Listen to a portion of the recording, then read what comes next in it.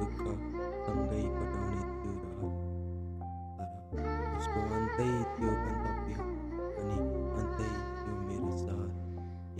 सम्हाले तिम्रो मनलाई सोच्दै मेरो जिम्मेवारी फिर्तादेऊ तिमीले मेरो मुटु सयौं टुक्रा पारी। भन के पायो आज तिमीले मलाई दिँदै मारी, गल्ती मेरै थियो सायद बसे तिम्रै याद गरी।